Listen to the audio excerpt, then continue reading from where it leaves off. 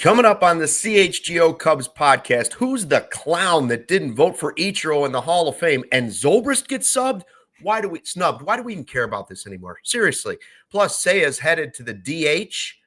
He says he's okay with it. How's it impact the roster? Plus, do we have a deal for the sickos out there? Get ready. It's coming up next. CHGO Cubs.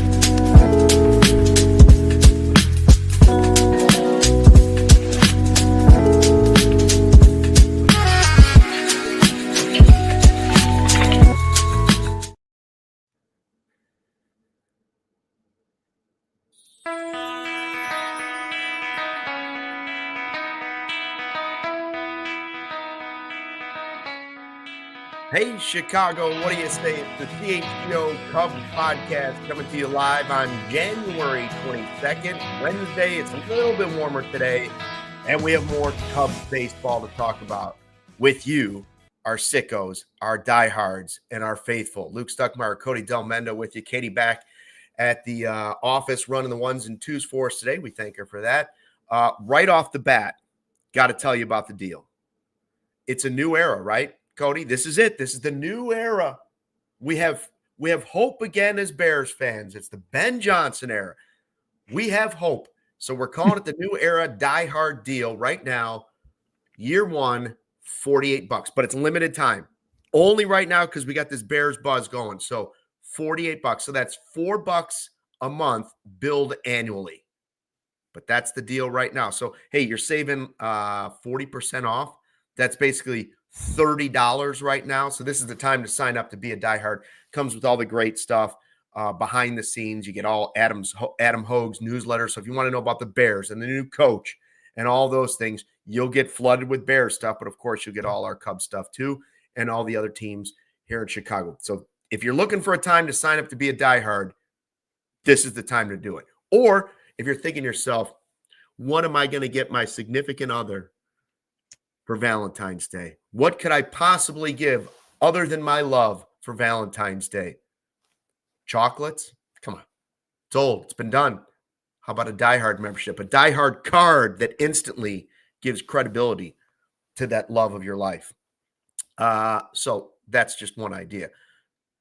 Cody, we're going to catch up on a bunch of stuff. We didn't get to the Seiya stuff yesterday, so I want to hit that pretty early off the top. I have a moment from Cubs convention that I forgot to talk about that's very important to Cubs fans out there. But we'll get to all the other stuff, the bullpen, yada, yada, yada. Did you hear that Ben Johnson is a Cubs fan? Did you hear it? I did hear it. The Cubs basically brought him here. Yeah, you could say, don't let the facts get in the way. But you could say. And because of it, 10 years, every summer. Every summer. And because of it, I'm allowing myself to be excited about the Bears the rest of the week. And then it's back to reality. It's back to reality next week. Right. Reality is everything is bad. We are screwed.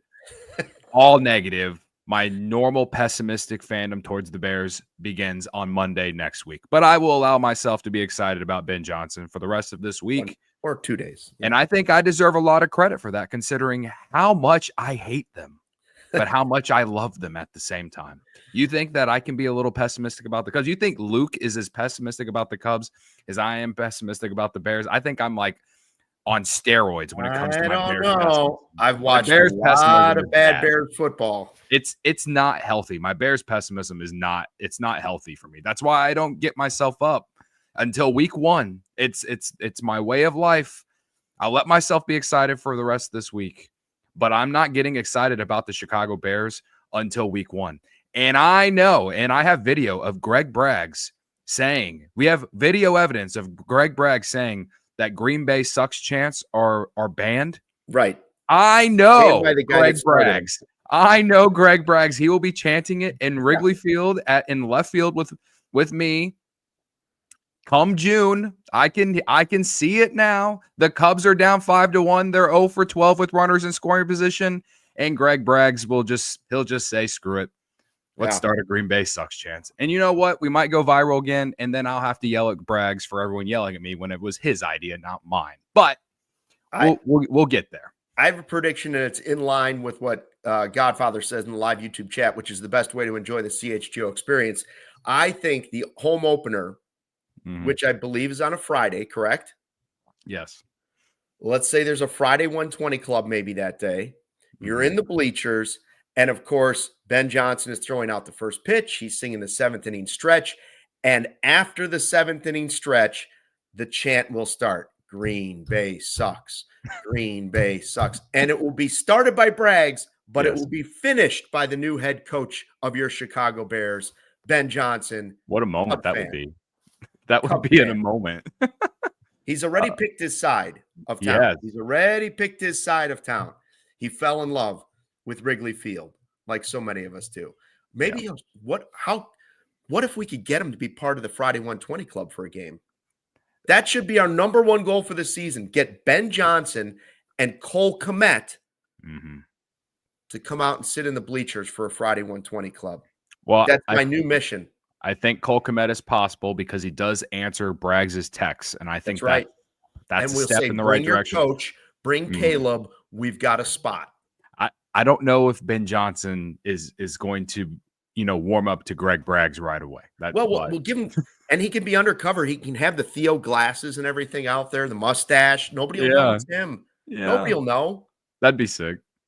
So, all right, Cubs convention. I told you when I showed up that all of a sudden I had this revelation of I know how many games. I have a couple options, but the universe started sending me numbers, is what my wife would say. It started sending me numbers. I pulled up to Cubs convention, and my car odometer was at one number all the way across. You know how I'm one of the weirdos that thinks that's cool. I almost want to pull over the car when it happens. I pulled into the parking garage, and just one number all the way across. 77,777. Oh, no. Now, wait. At first I thought this means the Cubs are going to win 77 games, and there's no doubt about it. Then I thought to myself, what if it's just the 7 and not the 77? It's just showing me the number 7. Is it trying to tell me 87? It can't be 97 because the universe can't be that ridiculous. So it's either 77 or it's 87 next year. Now, 87 sounds pretty realistic. Then I walked in, and I'm waiting for you to show up and greet me with these microphones that we were going to exchange right at the front of the hotel. Yeah. And what's standing in front of me? The first thing I look up, two fans wearing the Matt Shaw 77 jersey. Oh, no. From spring training. So now I've got 77,777 in the garage when I pull up. The car stops there. I walk into the hotel, and it says what? 7777. Tell me that's not something. Tell me it's not something. Maybe it means Matt Shaw, Rookie of the Year. Maybe it's what Mike says. Maybe the Cubs are just going to lose 77 games. So how many games I don't math, so I'm not even going to try. 84 wins? Is that I think it's it's 84 wins. I think the universe was trying to tell me 87 wins. That's what I think. At first, everything you're saying is telling me 77 wins, Luke. Everything you're telling me is 77 wins. 77? That's what you're telling me. Here's the way I'm going to play it. It's not my prediction that this is what's going to happen, right? Just so we have this on record. I'm not predicting 77 or 87. I'm just telling the universe threw those numbers out at me. And if the universe is right, I'll remind you 77 or 87, but probably not 97. Mike and Alex in the chat, they say it's 85. They're better mathers than me. They're better 85. Mathers than both of us. So if it hits on one of those numbers, then we say I'm absolutely getting signs from somewhere. If it's 85 wins, 77 wins, or 87 wins, the universe was definitely speaking to me. That's the way I'm going to go with it. All right. So what we didn't talk about yesterday, we didn't get to it, even though I teased it, was some of the Seiya conversation. everybody started making a big deal because his agent, as we were going through the offseason, said, I don't think he signs with a team if he thinks he's going to be a DH. And it was basically a little bit of, I don't think he wants to be a DH. He wants to be an everyday player, which is fine. And my response was, yeah, but they got Kyle Tucker, and so you're the DH because he's a Gold Glover and you're not. So that's a simple decision, right? Craig Counsell was asked about it at Cubs convention. He said he talked to Seiya just recently. He's on board with it. He knows that's where the team is at right now. That part of it caught me a little. Does that mean that, he realizes that Tucker might not be there a year later, and Seiya, if he plays good right field, could end up back in that position? I hope that's not what right now meant. I just hope it means right now we have a guy that's better than you in right field, and that's who's going to play there. You're the DH. Yeah, I mean, I don't know what else Craig could say when that question is posted to him. Like, objectively, Kyle Tucker is a better defensive player than Seiya Suzuki. Pete Crow-Armstrong is going to be the best center fielder defensively in baseball next season. All right. And Ian Happ has won, 3 straight Gold Gloves in left field. Objectively, like, Seiya Suzuki is smart enough to know this. Like, he is not as good a defensive player as those three. He just isn't. No, he's not. It's just the fact of the matter.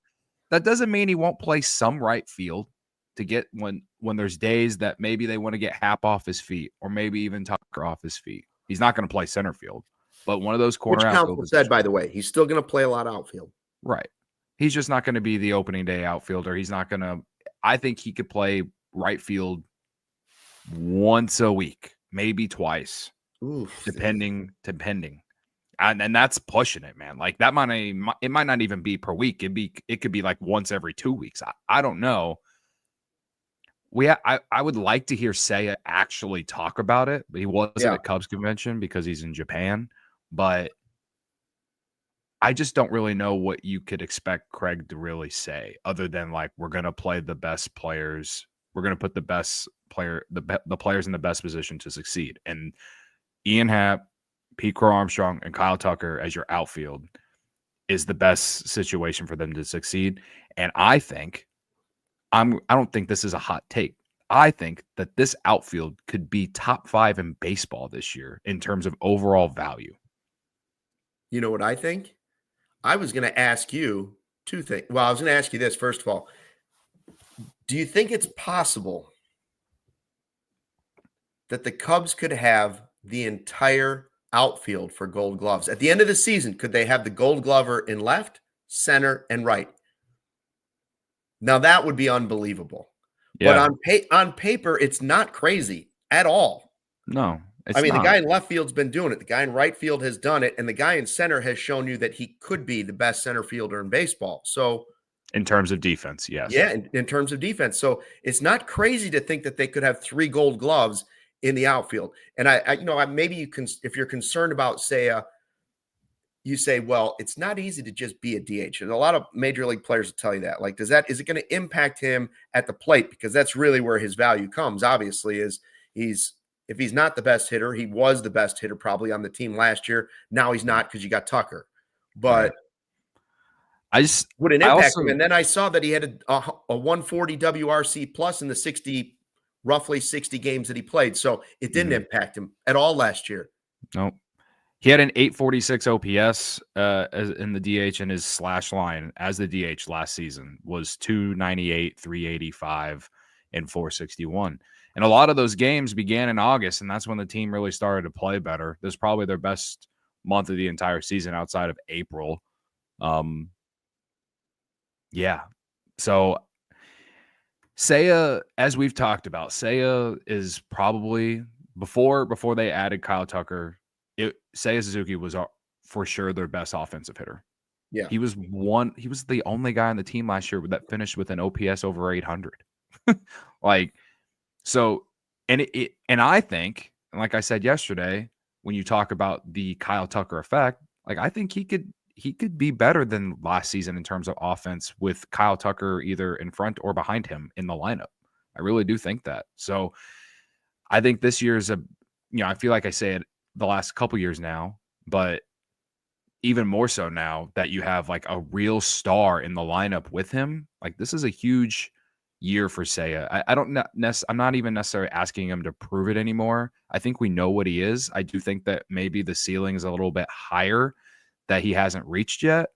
But like I've said, he's got to hit more homers. But even if he's a 20 to 25 home run guy, if he still gives you the same type of numbers as last year, with Kyle Tucker in the lineup, he could potentially give you more. So more on Seiya Suzuki and this DH role and how it impacts everything in a second. Plus, the guy that paved the path for Seiya is now headed to the Hall of Fame. That's coming up in a second. But first, a word from our sponsors. Game Time. Playoff football. Think about it. Being at the game. Lifetime memories are made. I've been at some great playoff games for the Chicago Bears. Now, it's been a long time. The last time I was at one was the double doink.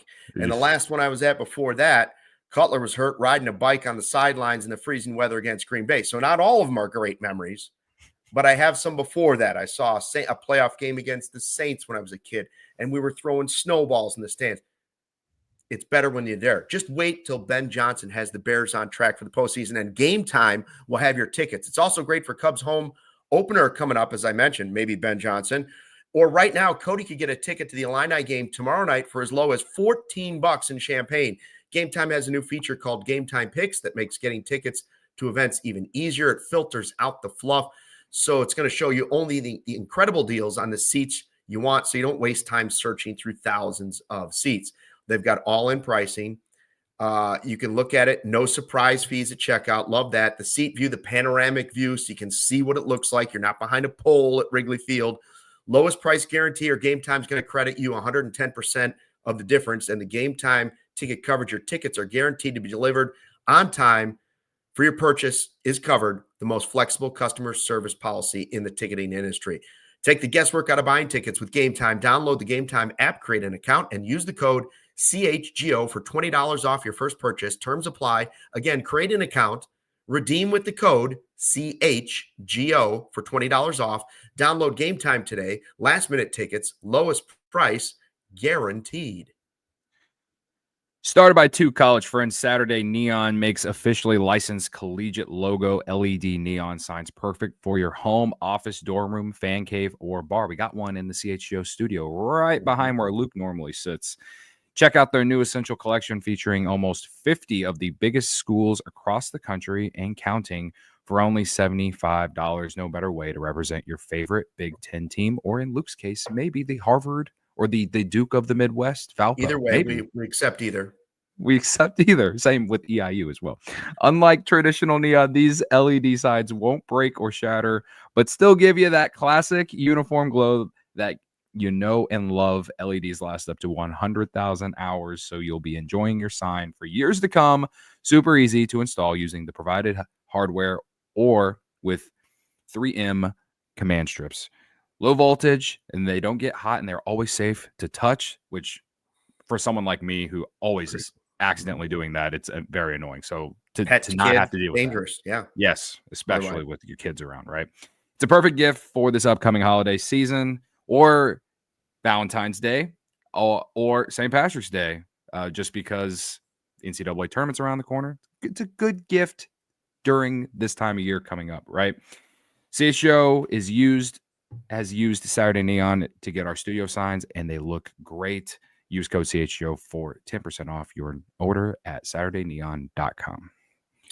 Our buddy Corey Freeman just put in our Slack channel at work that the Blue Jays have signed Christian Bethancourt and Richard Lovelady to minor league deals.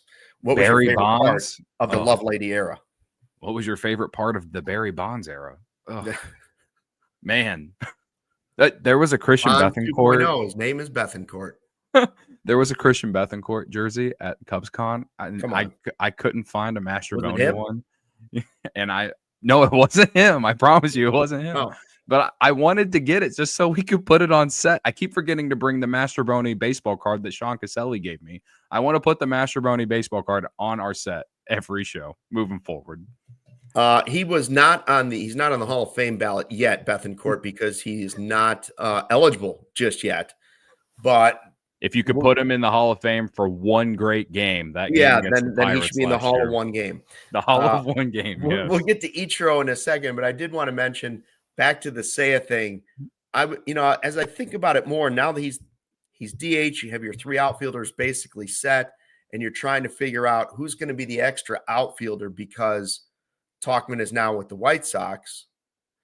And we all, obviously the opportunity could be there at some point for Owen Casey, but because you want to get Casey steady playing time, and he probably starts the season the way they were talking at Cubs convention, no matter what happens, he probably starts the season at Iowa. It could be a situation where Canario gets that playing time early in the season, right? Unless something else happens before then, like it could be Canario as the extra outfielder. Yeah. Because you still have Seiya that you can filter back and forth there, and some other guys that have that flexibility. I am really interested to see how they use Canario in the spring, because at this point, I mean, I think a lot of people in our chat have forgotten about him. Yeah. And that's not even really his fault. A lot of people don't think he's gotten an opportunity. I think he got a decent opportunity when Seiya got hurt last year, and I think we got to see a little bit. I don't think he's a great defensive outfielder. He strikes out a ton, but the power is there, right? But he didn't get can you say that he got a big enough opportunity considering, how big of a leap it is from AAA to the majors? I would say no, considering the Cubs gave PCA like 2.5 months of, going through that adjustment period. But I think I've said this to you on off air. Like my tinfoil hat theory for Canario this year is maybe they transition him to first and he could platoon with Bush, because he's so bad in the outfield, in my opinion, that how much worse can it be at first base? And he's a right-handed bat. I don't know anything. It's just the theory that maybe they would do that just to give him an opportunity and let his power be an addition to the team. But I don't know. I really don't know how they'll use Canario, but I do think Casey will be a guy that probably starts in Iowa. But injuries happen, as we see. So, yeah. Well, I don't know. Yeah, that's right. Seiya has started the season with injuries before, so you just don't know. I love that we have somebody in our live YouTube chat, one of the sickos or diehards out there, that is now going by Break Even Tom. Is that Godfather? And saying, hey, Canario doesn't have options, so he's either on the roster or he's a trade piece. Well, that's another thing, too. He could be that extra outfielder right now, and then when it's time, if he's doing okay but not tearing it up, then you put him in a package for somebody later in the season, or that's just the way it works out. But I mean, the domino effects will start to come, and somebody suggested that Casey will take over, which could be obvious if and when Tucker probably leaves after 1 year, or somehow a miracle happens, they get the deal done with Tucker, and now Casey or Seiya, who would then have just 1 year left on his deal, I believe, would become pieces for moving things around and trying to restock your system a little bit. Just shuffling the chess pieces, if you will, or shuffling the cards. Yeah. All right. So it'll be interesting. Yeah. Obviously, Seiya had people to look up to early in his career as a young player. Ichiro, if you're coming from Japan, is certainly the guy, the first Hall of Famer to come from Japan. Everybody's upset that he is not a unanimous in the first ballot, right? We've never had a position player, never had the unanimous position player, only Mariano Rivera. So who is the clown that didn't vote for Ichiro? And I guarantee it's one of two things. It's either it's a guy who's covering the Cardinals who wants it to be Pujols coming up in a year or whenever it is, 2028, I think it is maybe. Somebody either wants it to be Pujols, or it's a Yankees fan who's determined to make it only Mariano Rivera and is covering the Yankees, or it's one of the old heads that is just like, well, if Willie Mays and Babe Ruth and blah, blah, blah, blah, blah, blah, blah. Here's my deal. I don't care. Really, I don't care. But if everybody's going to get all upset about it, it is crazy. It is. Is it silly? Yes. Am I going to lose any sleep over it? No, because I don't care who's in the Hall of Fame anyway. It doesn't impact my life at all. It impacts some of these players. So CeCe's in, Ichiro's in, Billy Wagner's in. Why is Andre Jones not in yet? I don't know. Is Chase Utley going to be a Hall of Famer? Yeah, he will. Why people go through the whole song and dance of, well, not the first time around, but I can do it the second time. I heard Jesse Rogers say that he had Burley, he voted for Burley, but not CC Sabathia on this one. I was like, okay. I mean, well, I live in Chicago, but I would say CC Sabathia is a better pitcher than Mark Burley. Maybe it's just because I haven't looked at CC Sabathia's numbers really in a very long time. Honestly, I don't remember the last time I went and looked at his Baseball Reference or Fangraphs page. But when I heard his name, I was like this was his first year on the ballot, right? Who? CC? CC Sabathia. I believe so, yeah. Yeah, he joins a really exclusive club of left-handers that get in on the first ballot. It's like Sandy Koufax. Yeah. I mean, it's a elite group. Do you think that he deserved to be in on the first time around? Like first ballot Hall of Famer? I don't deserve, don't deserve. Put them all in. I don't care. It's for the fans to go see memorabilia and other stuff. Like why it's becomes just such a ridiculous, like the whole fact that they waited to let Ron Santo in until he was dead, that soured me on the whole thing right from the start. And then you have like, I know you're pro steroids, but like A-Rod and these guys, they're Manny getting like Ramirez. Yeah, they're getting like very little love right now. It seems like they're going to fall off. And then the insult of all insults, 2016 World Series MVP, the most important game ever played. He came up with one of the biggest hits. Ben Zobrist, no votes. Yeah.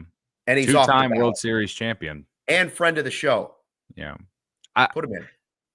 Put them all in. Put everybody in. I guess for me, do I care that Ichiro wasn't unanimous? No, I'm with you on that. He deserved to be first ballot. I guess for me, when it comes to Willie Mays and Babe Ruth, yada, but you don't have to keep making the same mistake. CC Sabathia, it's like, for me, I didn't look at his numbers, and like off first reaction, I was like, does he deserve to be first ballot? Like, whatever, sure. 3,000 strikeouts, okay, fine. He was one of the best pitchers of my teen/college years. Good. Absolutely, good. Right? I think he was better than Burley. Yes, I'll go with that. I can agree with that. Whenever he went to Milwaukee, I think was traded after that, or did he sign with the Yankees after that? Whatever, that run he had with Milwaukee was pretty insane. But whatever. I think that Andrew Jones and Carlos Beltran not getting in is probably the biggest snubs. And it would have been nice for Ben Zobrist to at least get a vote. Didn't Kerry Wood get a vote? Like a lot of people get like a random one vote because I'm pretty sure Kerry Wood got a vote. This is ridiculous, and writers are ridiculous, and it's all just silly. I'm not going to call anybody a loser, but I will say if you're losing sleep over this, you might be a loser. Yeah. I didn't call anybody a loser. I'm just saying if you're losing lots of sleep over it, just forget about it. Yeah. It's all right. I just don't get riled. Yeah. I just don't get riled up about it anymore because they're all a bunch of hypocrites. Yeah. Like they have, like, they only let the certain steroid guys in if they had a good relationship. Like, there's already steroid guys in there. So right, like David Ortiz, Ivan Rodriguez, right? Wait, you think Pudge did steroids? Wasn't he linked to steroids? What about Jeff Bagwell? Wasn't he linked to steroids? Listen, do I think Pudge did steroids? Yes, I do. And whatever. I'm not saying I know he did it, but if you look at him, I would say yes, he did them. Right. The eye test says yes. Now, A-Rod, he got caught twice, right? Yeah. So as a pro steroids guy, and I believe the second time he got caught, it was a really, really bad look. I guess I can understand that. Was in his buttocks when they caught him. Right. And also, I just don't like the guy in general, so whatever. Yeah. But Manny Ramirez, I mean, he deserves more votes. It's an exhausting debate / conversation. It really is. So I didn't really engage into it last night, other than that I said that my best friend Ben Zobrist deserves a vote at least. Ryan Braun better to get 0 votes next year then. Oh, have you seen the ballot for guys next year? It's terrible, man. Yeah, it's not good. Like, it's not good. Cole Ryan Hamels, Braun's the headliner. Cole Hamels might be the best name on next year's list. Oh. Cubs legend, by the way. Cubs legend. All right, we're going to take a quick break for a word from our sponsors. We'll be right back to talk more Cubs baseball in just a second. For the best way to start 2025, head to Ray Chrysler, Dodge, Jeep, and Ram. Shop the Start Something New sales event to score some of the New Year's best savings on new vehicles. Hurry in today to browse their huge inventory of new vehicles. And right now, get 0% financing on the all-new 2024 Jeep models. Or you can shop over 125 vehicles they have priced under 20 grand. Let the amazing team at Ray CDJR help you during each step of your car shopping journey. With Ray's Price Promise, the numbers you're hearing right here on the podcast are the same numbers you'll get in store and online. That's because Ray's Price Promise means no price changing, no add-ons, and no hidden fees. And since they prioritize affordability for their customers, hurry in right now to shop one of the Chicago area's largest inventories and drive home with more money in your pocket than you'd expect. So if you're in the market for a new vehicle right now, you got to check out the team at Ray Chrysler, Dodge, Jeep, and Ram. They're the only team we recommend right on Route 12 in Fox Lake. For more information, visit Ray CDJR in Fox Lake or raycdjr.com, serving the community since 1963. 0% available on all new 2024 Jeep models and 125 vehicles priced under $20K. Can't beat that. Yeah, absolutely can't. Whether it's pro or college, the app to bet football, or I guess, college hoop season's heating up. You got the NBA. You got your future bets on baseball coming up this in a couple months, right? Mm-hmm. You can do it all at Circus Sports Illinois. Circus Sports, it's sports betting the way it should be. Circus Sports Illinois has high betting limits, low holds, and exceptional customer service. Bet on all your favorite teams in every game this season. Spreads, props, futures, or in-game. Circus Sports has it. Fun and bet like a pro from anywhere, anytime in Illinois. Download your new bookie today at circusports.com. Must be 21 or older. Gambling problem? Call 1-800-GAMBLER. Georgia money line tonight and Ole Miss -3. Those are probably my favorite bets for the night. I saw that Katie threw a note to us that we just passed 75,000 on YouTube. Subscribers. Credit to us. If we weren't here every day doing this, get on board. Get on board. What? If you're not on board, pretty soon. We'll still let you on. I remember when we had like 10,000 subscribers. What was your favorite part of that era? The friends you made along the way. The friends that we made. The YouTube comments that we read along the way. Yeah. What a journey, Luke. We made it almost. We're 25,000 away. 25,000 sickos away from 100. Let's go.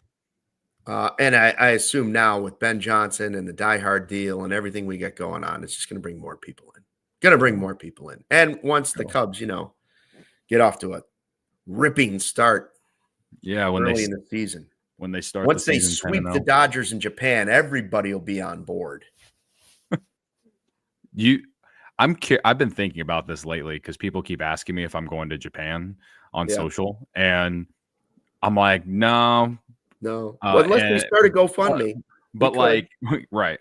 But I'm also like, I don't know if Luke will be able to be awake during the Japan games. I've already decided I'm recording the game, and I'll wake up when the kids wake up at 6.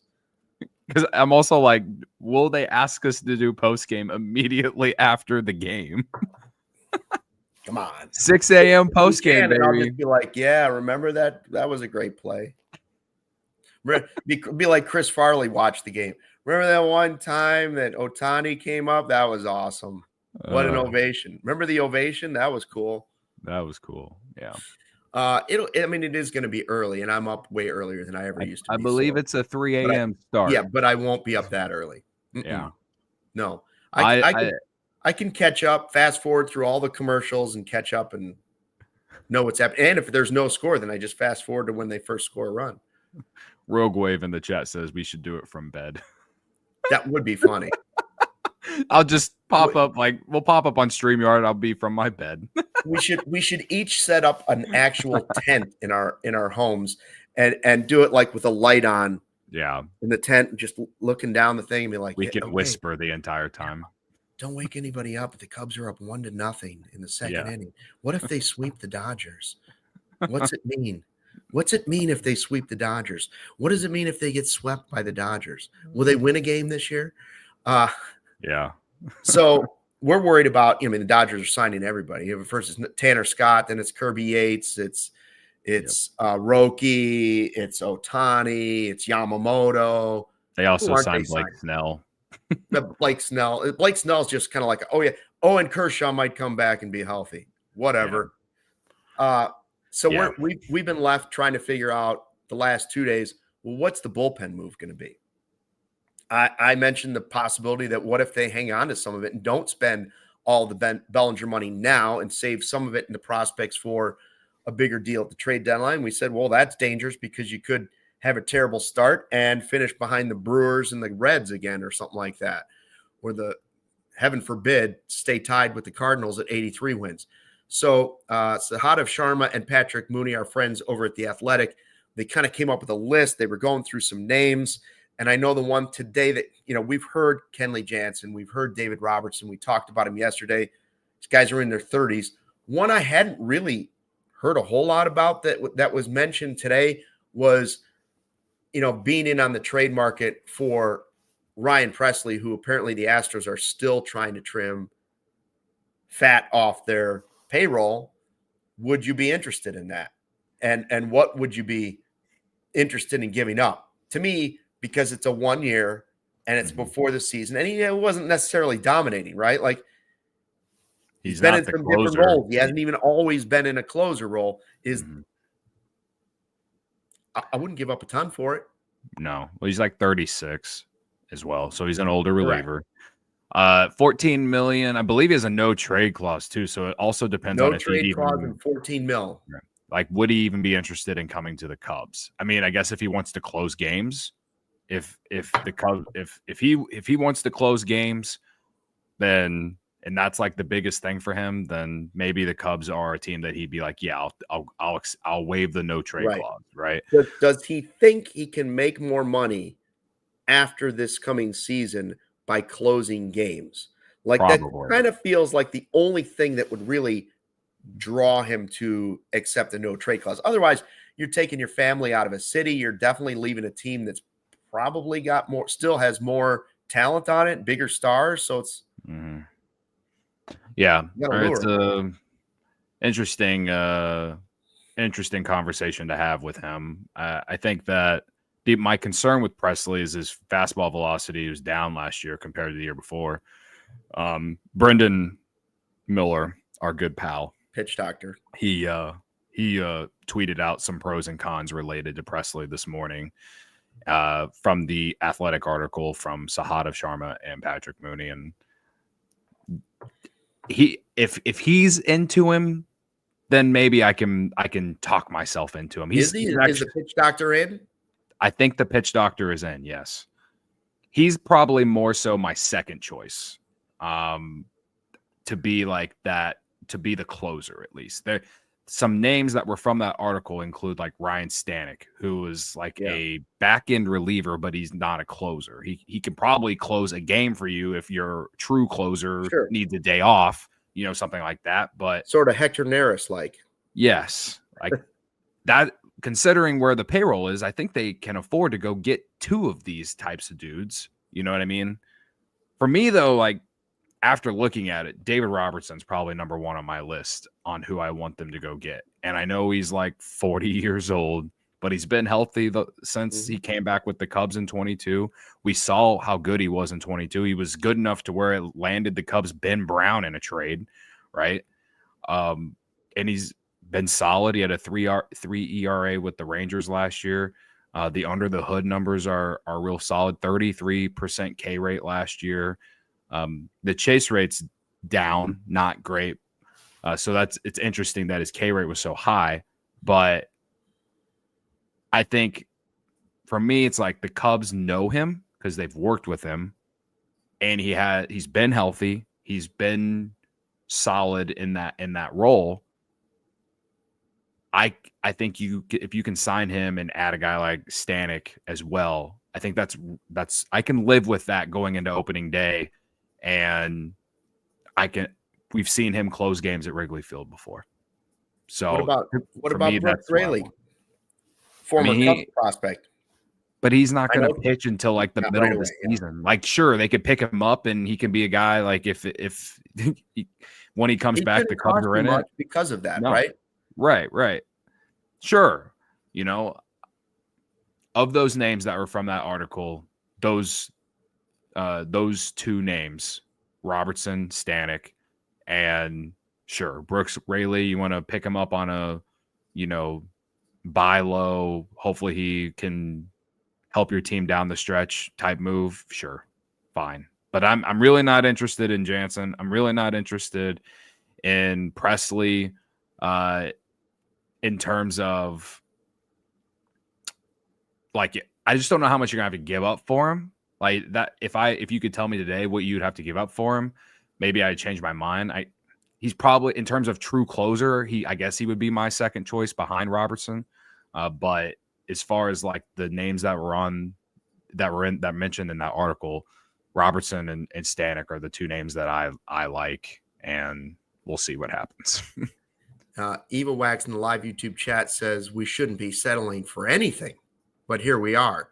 And Mike Taylor says at that point, if we're without a closer, we might be selling too. Oh, that's why they got to go get some of these dudes. I don't necessarily think you're settling. They've tried. They were in on Tanner Scott.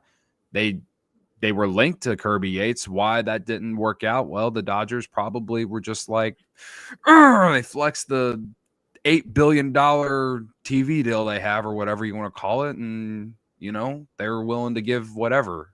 But they're going to fill out the roster with some relievers. They will. I still think best case scenario, you're able to develop, but you can't go with Porter Hodge and not add anyone, right? You gotta get some guys in there that have, they know that though, some experience. I think they know. Yeah. And again, like I said yesterday, I think Hodge has a much higher ceiling than Albert Alzolay. So, because he throws harder, I think he has better stuff. We saw him do it for a month and a half last year. He's got to continue to prove it. But if you can get a couple of those guys that are in that article that have proven it, maybe I'm too low on Jansen, but I'm not big on it, I guess. But that's just me. I just am more and more, because the names are just not, I don't want to say they're mid, but because they're just not, they're not stoking the fire anymore, right? Like Tanner Scott, you would have at least been excited about the player, maybe concerned about the contract. Kirby Yates probably been pretty excited too if he came along, or if he got both of them like the Dodgers did. You'd feel pretty good about it. Yeah. I'm just starting to lean more toward if this is where all your money's going, it is the relievers right now. And that's what you're going to do with the money you saved on Bellinger, that maybe you should only spend about half of it now. Well, they still got it.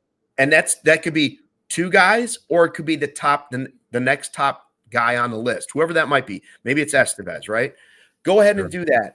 But make sure you save enough and the prospects. If you're not going to trade them now and make that deal now for whoever, I don't think they're going to get Miller. I don't think they're going, whoever, right? It's like, so save some of the money, save some of the prospects, but also bring in enough to make sure that you are not bare in the cupboards for the first half of the season. Yeah. Well, they're not going to trade from Mason. Seem reasonable? No, it's fine. I think it's reasonable, yeah. I don't want to spend all of that money on kind of average guys, and then the money's gone, and you're like, well, that was a waste of money. None of them are even going to be our closer. Right. Well, again, we've seen Robertson be a closer. That's why I said him. And I think the under the hood numbers are fine. He had solid, a solid ERA at 3 last year, projected for 3.27 ERA in 2025, according to Fangraphs. Like, I think you can project something there that's reasonable, I think, despite the fact that he's old, right? But people who keep talking about Mason Miller, it's like, well, the A's they've actually spent money this offseason. I don't see them selling. I don't see them trying to sell off assets right now. It's crazy considering they're going to be playing in a AAA ballpark next season. But if they're bad this year, halfway through the season, and you still have money and prospects, then maybe that's the time that you can revisit something like that. Yeah, he's still going. I don't know that I want them to spend the money, but we're getting deeper into it, and they're not getting guys because the Dodgers are taking everybody. I'm starting to slowly get to the point where I'm saying, well, you better hold on to some of it. Yeah. But not all. Yeah, we have to factor in the fact that they still need an insurance policy at third base with Shaw, which, again, they said first too, behind Bush. Right. They said that bullpen and bench are the priority right now. And I wish I knew who they were looking at for the bench, because right now it's who? It's Canario, it's Carson Kelly, it's Gage Workman, it's and who else am I missing here, Luke? I think those are the three. No, the guy they got from the Marlins for the Buhan. Bruhan, yes. We will learn how to say his name. I think his name is Bruhaha. And I think I think Workman can play first base, correct? I believe that's true. Maybe, but this guy I'm not so sure he'll make it to opening day. And I think the rule is because they took him in the Rule 5. If he doesn't, he goes back to Detroit, right? Something like that. Whatever. That's another conversation. But I guess the point is that the money, you could sign 2 relievers, and one of them can be the back end guy that you feel like can take some high leverage innings in the 9th inning. And a guy like Stanek is a form of Hector Neris of last year that you hope is better, right? To go with Hodge and Little and Ben Brown potentially as well. I think if you can build around those 3 guys that you have developed, or you're starting to develop, that I think have a higher ceiling than what I think a lot of casual fans think. You can put out a decent bullpen, in my opinion, but they just got to get the right guys. And I'm just giving you my opinion on ones that I like. I could absolutely be wrong. I don't know which ones to get. I said this yesterday, but if you give me a list today and I tell you which ones I like, I still don't necessarily feel super confident about it. So I don't even really disagree with what you're saying. But they need to spend the money to go and at least try. They have to do that. And they do need to add an insurance policy at third base for Shaw. They just do. So it just sort of feels like right now for what seems to be left, unless something crazy happens, and what they're willing to spend for it, whether it's with prospects or with real money, it feels like they're shopping for a 2020 Honda Civic with 90,000 miles on it, right? And they're trying to get a good deal. Isn't that what it could be? Dependable, could work out real nice for the family, or it could just be a car in the driveway. But can we just be honest with the fact that there wasn't exactly a ton of options anyway? Agreed. There wasn't. There weren't a lot of Porsches on the market. You want to play hindsight? Could you have gone and signed Hader last year? I don't know. But that's one reason that Presley's not closing, right? Hader's there. Yeah. So and also Hader didn't exactly have the best year either, you know. So, as someone who has said it in the past that I'm not super worried about the bullpen, am I more worried about the bullpen going into this year than I was last season? No, because we've gotten to see a little bit of Ben Brown, Luke Little, and Porter Hodge, who are your own developmental projects that you've seen success there. like I said at the beginning of the offseason, you got to find a way to add a back-end guy there, though, that is better than Hector Neris. You know what I mean? And they're trying to thread the needle, and I understand fans' frustration. You should have just paid up for Tanner Scott. You should have done whatever to get Kirby Yates because you're the Cubs, blah, blah, blah, blah, blah. I get it, man. I get it. But at the same time, I've never been someone who sits here and is like, we need to spend all our money on relievers. And people were ready to start a riot outside outside Wrigley if Hector Neris was walking out of the ballpark last year, and we paid him $9 million. So it's just, again, like we say, bullpens are volatile. I feel like the ones that I really liked are off the board because of the Dodgers, and the ones remaining that I like are David Robertson, Ryan Stanek, and if you can work a trade for Presley, you're not going to be sending anything significant for, which I don't think you will since he's 36 and only has 1 year left. Fine. But we are certainly going to be sitting here talking about we need Hodge, we need Little, we need Ben Brown, we need Daniel Palencia. We need some of these young guys that have been here to really take a leap this year. And no matter what, I felt like we were going to be saying that anyway. I got a question for you. And I don't mean this in like, I'm not talking about an X factor. Yeah. But for guys that are on the team or in the organization now, right? Not for guys that they still could acquire, anything that might happen in the next couple weeks or month. Guys that are in the organization now, who's the one player, if you had to wager at Circa right now, and then they had something like this, who's the player you would wager would end up giving the Cubs more than you maybe expected this season? So not an X factor, but somebody that right now we're just thinking exceed projections. Exceed projections in a way. Who could be their Mike Tauchman this year, right? Like we like the Tauchman signing, but he went to spring training and nobody was saying this guy's going to be here for a couple years. And at one point, he's going to be our most productive hitter for part of the season. And he's going to win games against the Cardinals and yada, yada, yada. Are you talking about just in the bullpen? Anywhere, whether it's bullpen. You mentioned Gage Workman. Then I started thinking about, boy, we always forget about Merriweather. I don't hear anybody mention him, but it sounds like he's supposed to be healthy. And I should have mentioned Merriweather. Bullpen guys can be every other year. Sometimes it's a roller coaster. Good, bad, good, just depending on how much they're used. Well, his season was cut short. I should have mentioned Merriweather, and I should have mentioned Nate Pearson as well. Well, they both have shown you at times that if they could harness it, they could be really good pieces in your bullpen. Well, I do really like Pearson because he does throw hard, and that's been a big problem with this Cubs pitching staff over the years, as we have exhaustively discussed. But I feel like last season in the bullpen, at least, you started to see more velocity.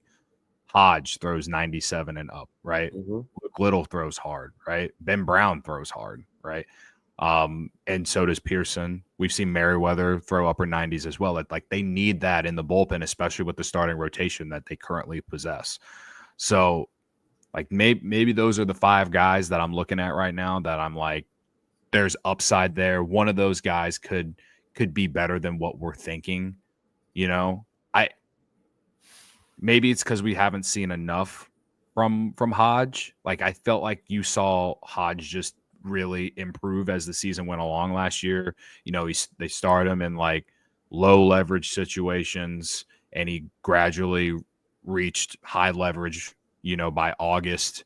And then after they DFA'd Neris, he started getting closing opportunities. And outside of the game in Colorado, I believe, is the only game that he blew. I believe. I could be wrong about that, but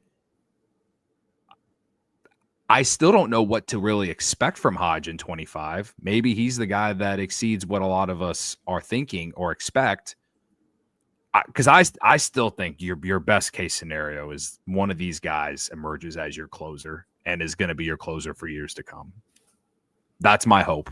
And the interesting part is, will they get the opportunity because the market kind of closed the door on them a little bit? Yeah. Right? Like, Yeah. I see some great names coming up in the live YouTube chat. Craig Brindle says it's going to be Shaw and Luke Little. I've already decided that we will do part of tomorrow's show. I think this is what we should do. Part of tomorrow's show, we should give we're not going to call it our Vegas odds, but we're going to give our CHGO odds on players who will exceed projections next year for the Cubs. So who's the most likely player to exceed projections, and who's the most likely to come in right where they're at or bottom out? And we'll put like a list of top 10 guys who could exceed projections for the Chicago Cubs, because I see a list going on.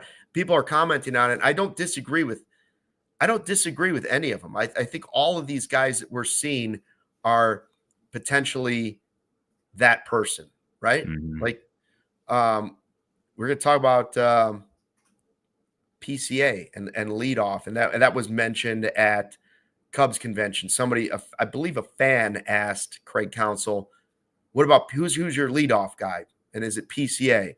And he's like, my gut tells me it's not PCA right now.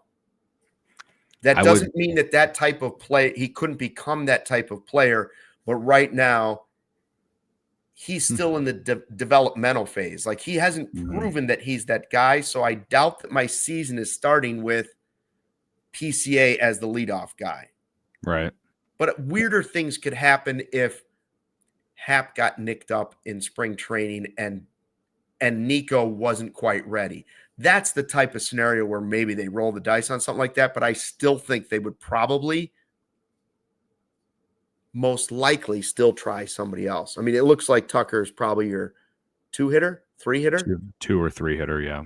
Right? I'd say on opening day, if you ask me to tell you where PCA is in the lineup on opening day, I would say in the 9-hole.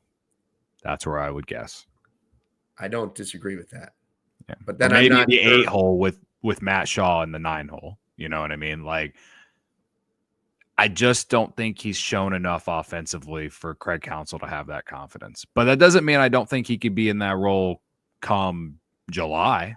And it doesn't mean he might not be the guy at the top of our list in tomorrow's podcast where we say this guy is the most likely to exceed projections. We're going to make him plus 1,000 if that's the highest we're going to go, right?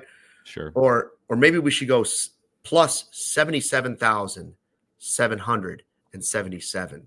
That's the number that the universe put out there for me. Just remember, if the Cubs win 85 games, if they win 77 games or 87 games, just remember, I was spoken to first. Yeah. No, PCA will be a fun one to project. Are you on board with that? Should we try that tomorrow? Sure. Try Why come up with not? a list? Yeah, we have so many shows left until games Well, actually and it's start. not like the Cubs are going to go out and pull off the massive trade tomorrow and give us a podcast. You know, oh, God, please. anybody else got an idea out there? Anybody? Yeah, We can talk about anything you want, but I'm done talking about the Hall of Fame. Shall we just kind of sprinkle a little thing we're going to start next week? Yeah, we talked about yesterday. Go ahead, sprinkle it. We have. We're gonna do. 1 minute left.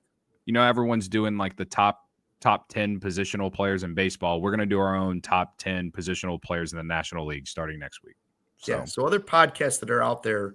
So everyone's gonna get to yell at us some more. I already told you what our podcast is tomorrow. Now, if I hear that another podcast steals that idea, I'm going to be mad.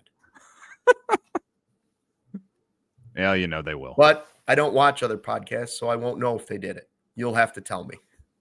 I'll let That's you know. No offense. I love all podcasts. I just don't have time. There's no time. You're a dad. You got 2 toddlers. That's it. Yeah. All right. Thanks for checking out the CHGO Cubs podcast. Appreciate everybody that was in the live YouTube chat. Don't forget, 75,000 subscribers on YouTube. Make sure you're one of them, right?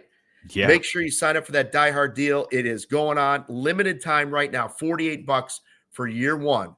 $48 for year one. That's $4 a month billed annually.